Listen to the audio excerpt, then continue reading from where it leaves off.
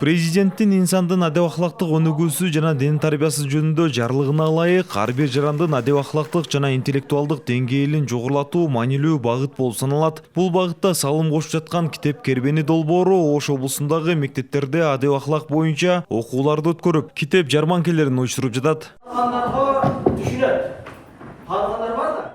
Семинар балага туура тарбия берүү, үйдө китеп окууну адатка айландыруу темаларынын алкагында өтүп, ата-энелер менен мугалимдер өздөрүнүн кызыккан суроолоруна жооп алышты. Катышуучулар мындай семинарлар мындан ары да үзгүлтүксүз өтүшүн каалашат. Анткени азыркы учурда баланын руханий жана адептик өнүгүүсү эң башкы орунда. Ата-эне баланы үйдөн тарбияласа, мектепте 6 саат гана убакыт мугалимдин колунда болот, калган убактысында ата-энеси менен болот балачы.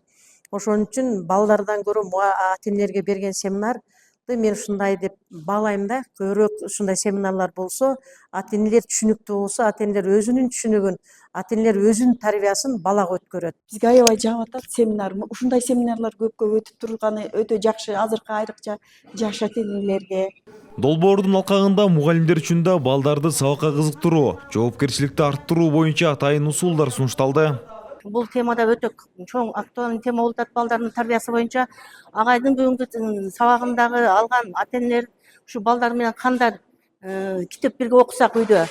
Мектепте мугалим аз убакытта балдарга тарбия берет, көпчүлүк учурда ата-эне үйүндө болот. Ошон үчүн ата-эне менен балдар, ата-эне менен мугалимдин ортосунда байланышты күчөтүү үчүн дагы, анан ата-эне менен баланын ортосундагы мамиле дагы, мугалим менен окуучунун ортосундагы мамиле жөнүндө дагы бул адеп аклык боюнча аябай жакшы семинарды өткөрүп атат агай.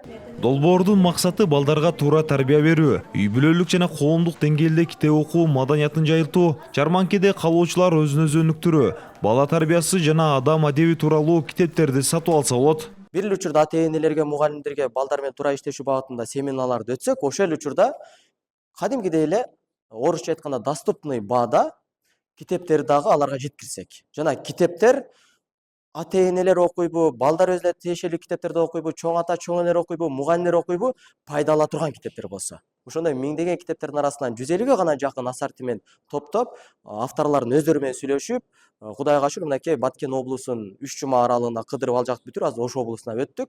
Китеп Кербени долбоору 7 дуанды кыдырып, акысыз семинарларды уюштурууда. Ош облусунун ар бир районунда өтөт. Инсандын адеп ахлактык өнүгүүсү жана ден тарбиясы жөнүндөгү жарлыктын турмуштагы ишке ашкан мисал катары мындай долбоорлор коомчулук тарабынан да колдоого алынып жатат.